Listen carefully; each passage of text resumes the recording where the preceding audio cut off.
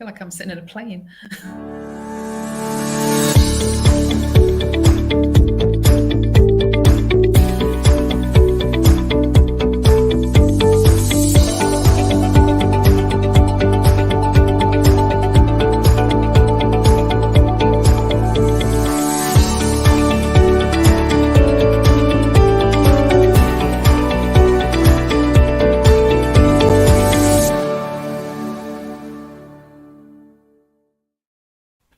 So, good afternoon, everyone. Welcome to another of our IATEFL live streams.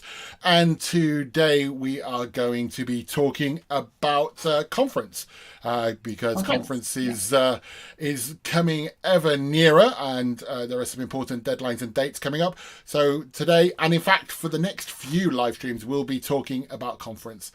And I can think of no one better than that. Well, I can think of a few people better than that, but certainly on that list is Ros to talk about conference with. If you don't know Ros Wright, then Ros Wright has 20 years experience specialising in English for the healthcare sector. She's a coursebook writer, a trainer. She currently works at a recruitment agency in London to prepare overseas doctors for working in UK hospitals. And she's done bits of that test with me, which are really hard.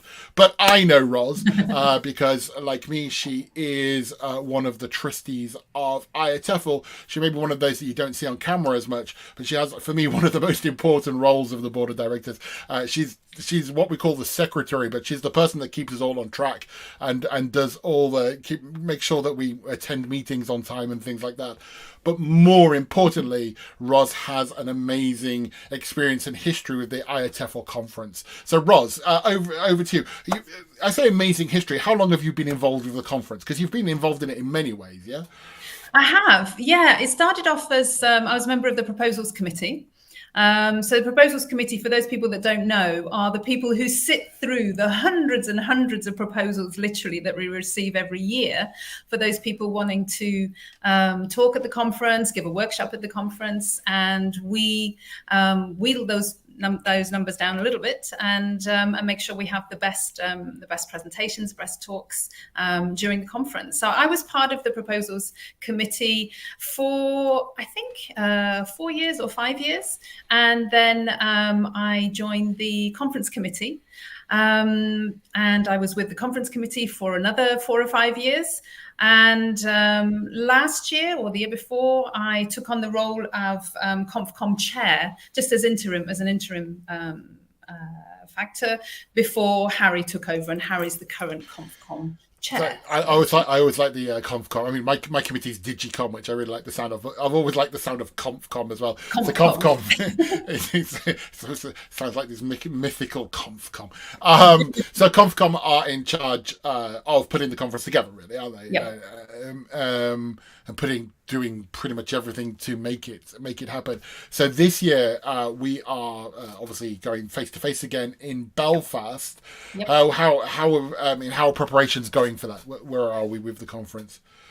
They're going really well, and I mean, in a way, you think, well, you think about conference and preparations for conference. Maybe they started 6 months ago, maybe they started a year ago, but actually, no. When you really think about a conference, a face-to-face conference for 3,000 or so delegates.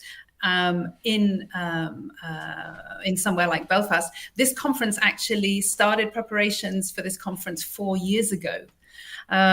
Because what we need to do, what head office needs to do, is to try and secure a suitable conference venue for every annual conference. And in order to do that, they sometimes have to do that 4 years in advance. So that's why, that's why preparations for any conference would have started years ago, in fact. I think it was one of those things. I attended IATEFL conferences for many years, but it's only kind of I think when I became a SIG coordinator was the first time I realised how far in advance it all had to be done and put into the book. So it's kind of putting this conference together now, but also thinking about next year's conference speakers already, plus the venue for the year after. It's such a lot to kind of manage or whatever. I mean, Belfast, it's an interesting place for us to go. I mean, over to Northern Ireland. I like Belfast because it's got some really good restaurants. but what's exciting you about going? Some good pubs, yeah. Yeah, no, it's the restaurants. The food food in Belfast is amazing. But anything in particular you're looking forward to about going over to Belfast? Well, Belfast, I know a little bit about Belfast myself as well. My stepfather's from Belfast, so we've been there a couple of times as well. And it's such a wonderful place. The people are wonderful, and the city itself there's a lot of interesting things to check out in the city of Belfast. There's the Titanic Museum, which is just, if I'm not wrong, is just next to the conference centre, and that's well worth a couple of hours if you've got some extra free time at the end of the conference, obviously, or the beginning of the conference. Yes, so not during. Yeah. Not during the conference. But yeah, and then if you have chance to tag on a day or so, go to the Giant's Causeway, which is a UNESCO World Heritage Site. And I think some Game of Thrones or something was filmed around this area, something like that. some minor series that was on a couple of years ago. Some minor series, yeah. Apparently, I actually was one of those. I think I was one of the few that didn't watch it. But I didn't either, actually. But maybe we should. Maybe we'll get educated on that while we are there. So there is a lot to see and do in Belfast, but obviously for us, our main focus is going to be on the conference itself. What is there any highlight you see already? I know the program has taken shape. In fact, the preview brochure came out this week, didn't it? So people came out this week. How do people find that, the preview brochure? You can go on to the dedicated conference website. So when you're on the IATEFL website, go into events, go to conference. It'll take you through to the dedicated website, and on there you will find the conference brochure. But it will also be going out on social media, and it's very easy. You can either flick through it online or you can download it yourself as a PDF. For me, obviously. Have been involved in many discussions about conference over the last years or so with it, but I think when there's that moment where we've been going on long, this is going to be a face-to-face conference. We know that it's going to be a face-to-face conference, and we're going to be the first time we get together again in 2 years, really. But there was that moment when the preview brochure came out this week that kind of made it really real for me. Yes, I was kind of like, and I got very excited, and I spent an evening on Google Maps looking at the ICC and looking at what was around it and where to go. It's kind of it's that moment, I think, when the conference is happening, it's going ahead. Well, I mean, it's exciting. I mean, first time in Belfast, so therefore first time in Northern Ireland. So first time in Belfast. The ICC, which is the convention centre, is, if I'm not mistaken, is only a couple of years old. So it's really brand new. So that in itself is exciting. And the most exciting stuff is to be face to face, back networking again, which is what our delegates want. It's what they miss. And it's. Much as people really appreciated the virtual conference that we had last year, and the get-together that you and I put together the year previous. I completely forgot about that. Yes, that's right. Yeah, we put the get-together together when the first conference had to be postponed, didn't it? Yeah. Wow. So no, it is going to be amazing to go back face to face. Maria, your question is perfectly timed. One of the reasons we're having this live stream today is because the early bird deadline is coming up. So Maria has actually asked, is it too late for an early bird booking? Do you just want to mention what that is, Roz, and what the early bird deadline signifies? So, yeah, I mean, early bird deadline. That's the one. Is the 10th of February, as you guys can see on the screen there. So really, the earliest you can do that, the better. But the ultimate deadline is by 4:00 UK time on the 10th of February. So that's so today is the 4th of February. So you just got under a week to take advantage of the early bird deadline. And I mean, obviously you've got the discounted price for the early bird part of that, but it's not the last chance to register for conference. But I think it is important to know that the early bird deadline is coming up, and after the 10th of February, the price goes up a little bit. So if you are like Maria, obviously if you are thinking about going, get it done in the next few days, so you can take full advantage of the website. And yes, Maria, going back to your earlier comment, there are some very, very good restaurants in Belfast. So make sure you have a look. There are actually on the website our wonderful ConfCom team. Just to give them a quick shout out there, our ConfCom team includes Annie and Sarah, Freya, and new recruit Laura, and they're all doing a wonderful job, sort of putting everything together for the event. And in the lead up to the event as well. And if you go onto the website already, it's already full of lots of information, not just about the conference, but also what you can do in and around Belfast as well. There's information about travel, how to get there. Sometimes something that some people are not aware of is actually it might be easier, depending on where you're coming from, to go to Dublin. Fly into Dublin and then take a bus or a train. It's only 90 minutes away from Belfast. So you've got those options there. Belfast already has a couple of airports, but you've also got Dublin as well, and you're not too far away. So, somebody who's called Facebook user has come up and said they're actually getting a ferry from Liverpool to Belfast. I was thinking some people are going that way across. You can go on the ferry. Yes. I don't think with my track record. No. No, it's a ferry. So I'm flying in, but I was watching a plane trying to land in a gale this week, and I'm really put off with it. Fernanda, look forward to seeing you there as well. Come and look for us at conference. You'll see Roz and I around. Come and say hi, and hopefully we'll see you there with it. Maria, in terms of vaccines and COVID rules, the best thing I can suggest is go look at the conference website and then go look at the UK government website.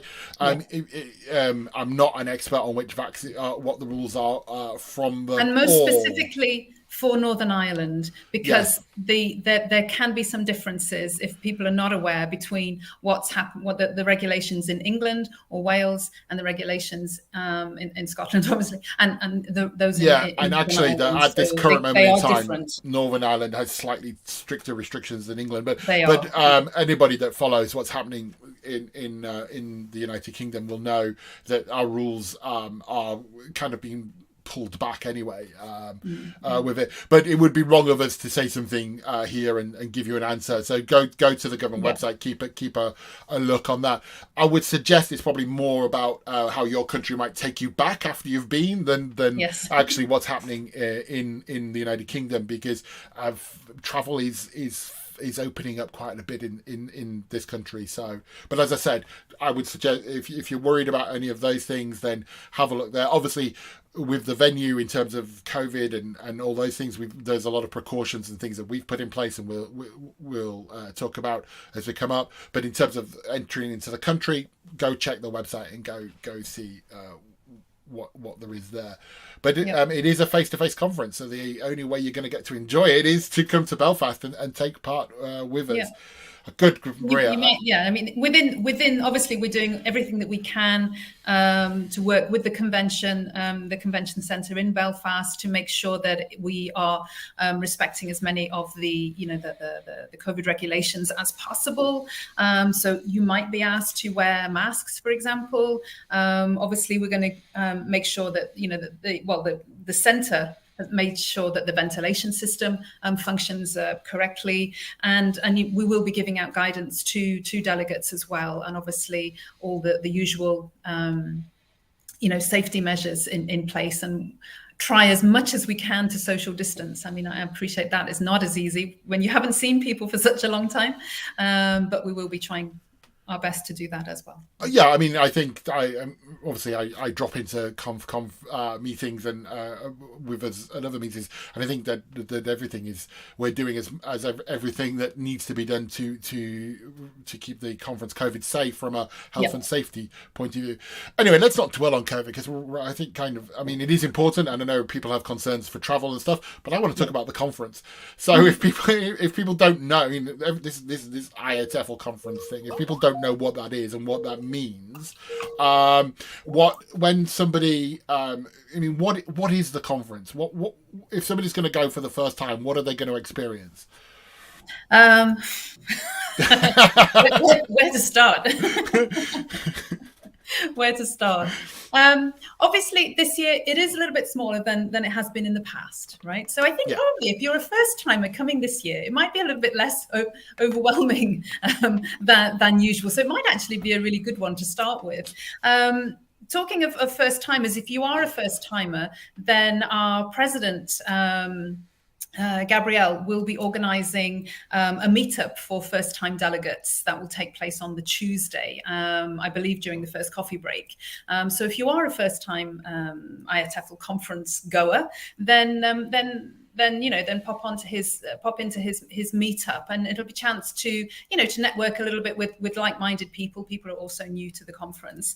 But otherwise, yes, I mean, conference is about is about the whole variety of presentations, talks, workshops that you can attend. We've got around 400 or so organised for this event of all different varieties, whether it be poster presentations, workshops, which are obviously much more interactive, talks, forums, which are sort of groups of shorter presentations around a similar topic, and then of course our plenary sessions. So we've always got we have 4 plenary sessions and a panel session. So the 4 plenary sessions, and there you can see them on the screen, will take place first thing every morning. So Tuesday through to the end of the week. And then we end the week.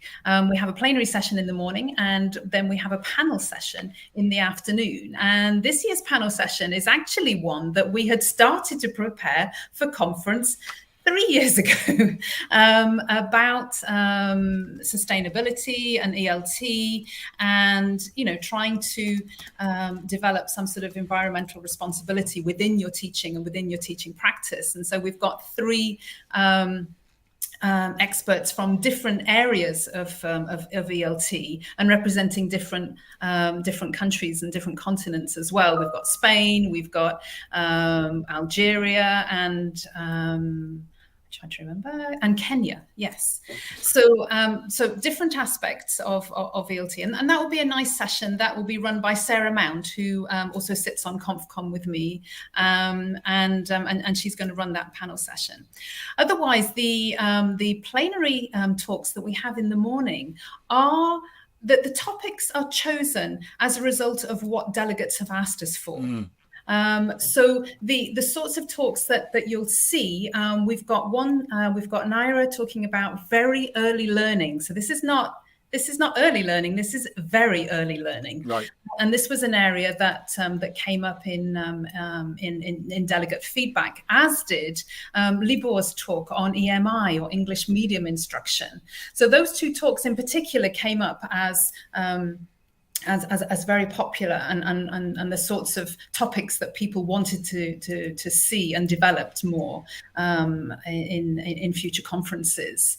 Willie's going to join us he's going to come in from Singapore, and he is talking about the relationship between reading and writing. So does a student who's good at reading, do those skills transfer into writing, and what's the link, and how can we sort of develop that? And then we've got Asma and Hamza who are coming to us from Palestine, and they're going to be talking about the teaching of English within an area of conflict, and so that is another very, very interesting topic, I think. So a variety of talks this year, as every year. And usually, as a result of delegate feedback. We have a criteria in place now that we set up a couple of years ago, so that we were trying to not only provide plenary speakers who are really expert in their field, but also to try to bring in as much internationally diverse public as possible. I think because I'm kind of detached from the process in a sense, but I think people don't realise how much time and thought goes into choosing the plenary speakers for the conference. I mean, it's kind of, there's a several in a sense, it's almost like an award ceremony, isn't it? Like you have the long list and then the short list and we're some way down that list for the plenary speakers for the 2023 conference. People, again, going back to how we started this live stream, the amount of planning that goes into it. But it's not kind of stick a pin in a speaker thing. There's the criteria. There's a long list. There's a short list. There's a lot goes on before those plenary speakers are chosen, and and as well as making all those the criteria that you just talked about, it is also very much taken on board what the members want to hear, and what topics are relevant in ELT at this moment. Yeah. So as you said, that come and go, and exactly. Yeah, and goes around, and like anything, there are trends. So we start each day with a plenary, and then of course then we move into those diverse sessions. So there are talks which are 30 minutes long, and then there's the workshops which are slightly longer to allow more engagement. As you said, there's panel discussions, there's forums, poster sessions, all manner of things. And it's almost like it really almost like a full day. It is a full day, isn't it? I mean, it's kind of like having a 9 to 5. We start at 8:15. Yeah, and go through with all those sessions until the end of a day. And of course, amongst that, there is the exhibition space where people can go and check in with the exhibitors, and that also is kind of almost like a little social hub in itself, where people meet. And there's a lot of wheeling and dealing done, I think. Wheeling and dealing. I think my first publishing work came from a coffee break in an IATEFL exhibition space, actually. Oh yes. If you're a budding writer, that's where you need to hang out. Yeah, definitely. It's where you see that. So there's all that to see, and then you get to the end of the day, and it's not just okay, it's time to go now. Of course, the people are free to go and experience those restaurants, which I talked about earlier. But there's also there are also social events, that are put on each night. So do you want to tell us a little bit about those? Yeah, so my colleagues at ConfCom, so I mentioned earlier Sarah Mount is part of ConfCom, and Harry, our president, outgoing president and incoming president, current president, Gabo, we all form the ConfCom along with our colleagues, as I mentioned earlier. And a lot of what our role is, as opposed to the head office members of ConfCom, if you like, is to sort of try and entice people to help us with the social events. And we've run some pretty successful ones in the past, and it won't be any different this year. So we've got storytelling, we've got a music evening, and both of those evenings are really popular because it's a chance for the delegates themselves to really participate and to provide their own entertainment, if you like, which is really nice. The storytelling is quite interesting because I've been to going to conference many years, but never been to the storytelling, and so I kind of experienced the storytelling for the first time in the online conference, and it's really interesting. And I'm actually really looking forward to going to see it because there's such a wealth of just the different cultural stories that are brought into it, and I think it really shows off the diversity of IATEFL in the different backgrounds of people that come and different cultures that go, and I find it interesting there. Although I must say I am looking forward to attending the quiz this year rather than giving the quiz, because this last year Colin and I had to put one together to try and run online, so I'm very much looking to go and listen to Gavin and trying to win it again. I have to attend the conference. The conference. I have to attend the quiz. I haven't. I attended your online one, but I haven't actually attended the face-to-face. So maybe I did like the face-to-face quiz. I think 3 conferences ago, my team did win it. So 3 or 4. Oh right. Oh well. So there's always that sense of duty to go. Although there's a kind of Sarah Mount and I have a growing kind of adversity. We're on different teams with it, and tend to tease each other with it. Okay, so I noticed we've been going quite a while now. So we've been talking about the conference as a whole. I think it's remiss if we're talking about conference. Oh, hi, Gavin. I'm already studying. I'm trying to work out what Gavin did is in the chat box, and he does run the quiz, and I am hoping that we might be victorious this year. But Gavin's brain is an amazing thing. The way he comes up with his questions is quite astounding. Talent among the among IATEFL members and delegates. So yeah. Just before we move on to one more thing, there is a couple of questions about in the chat box coming about whether the conference there's going to be an online element to the conference, and as we said at the beginning, I mean, we're planning a face-to-face conference here, Roz. It is our chance to bring the ELT profession back together for a face-to-face conference. I know that COVID is still affecting people around the world, and we're not overlooking that fact. But in the UK, especially, the UK is quite an open place now, whether that's right or wrong. And our plan, we want to have a face-to-face experience. And if we did, we'd be lying to say we hadn't looked at the hybrid option. But we want a face-to-face conference, and who knows what will happen in the future. But after 2 years, we need to be back to. I need to see Roz in person again. That was quite fun. Seen her over so many Zoom cameras. If everybody wears a mask, I won't be able to recognise most people. So I apologise in advance if I walk past you. You kind of put your Zoom profile pic on your mask so people know who you are with it. So what I was going to say. So it's all. If you want to experience IATEFL 2022, you're going to need to be in Belfast. You're going to need to make that decision, and obviously that's your decision to make whether you want to be there or not. As we said, we've put the COVID. There is a long article on the website about what precautions we're doing, taking in light of COVID. But it's all systems go face to face. I just want to bring us back to one more thing. And what I was going to say before sidetracking was that while the conference that happens at the conference, there is obviously something that happens the day before conference. Yeah. So the day before conference, so the 16th of May, that will be this year, is the chance for the SIGs, so our special interest groups, to hold their pre-conference event, commonly known as PCEs, if that's if you've heard that term. And as I say, a chance for you, if you're a delegate, to really hone your particular skills. We've all got our particular area of ELT. Mine's ESP. So I'll be attending either the ESP SIG or the BSIG. But there is lots of events going on. We've got 14 different SIG events. We've got 2 SIGs joining up together, and this happens from time to time. That's GI SIG and IPSEN SIG, who are going to be looking at teacher and student identities, which is actually a topic that comes up quite a lot in this particular conference. If your area is young learners, obviously YLT SIG will be putting on an event. PronSig, if you're interested in pronunciation, the area of pronunciation, intonation, delivery.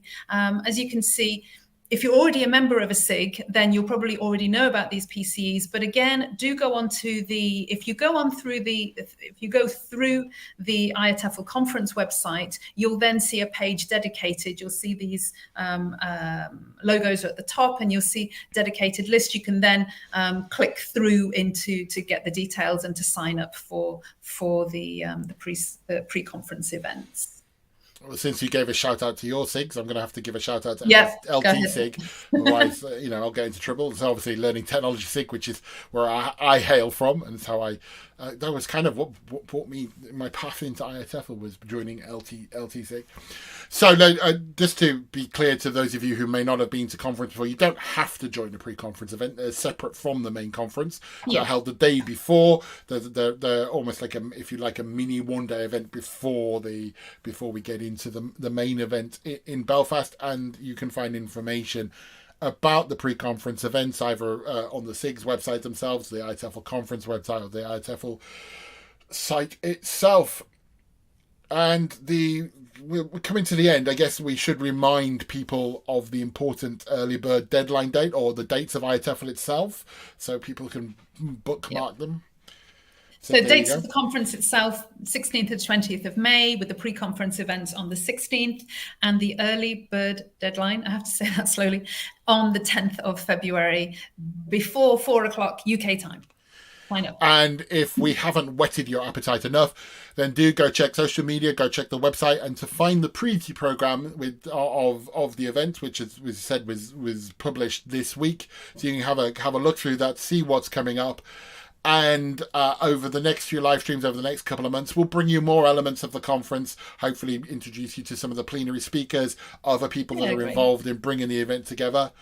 But hopefully today's live stream has given you a taste of what we've got in store when we meet in Belfast in only a few days now. It's about 100 days, so it's not that long at all. Oh gosh. Hi Phil. You were the Facebook user. Hi Phil. Nice to hear from you. And you're the person coming by ferry, if I remember rightly, from Liverpool to Belfast. So I'm really thank you to Roz for coming and sharing some information and enlightening us all what's going to happen in Belfast in a few months' time.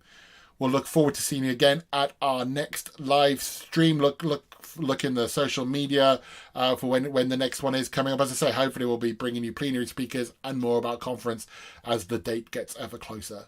For now, make sure you sign up before the 10th of February, and we'll see you next time. Bye-bye. Thanks.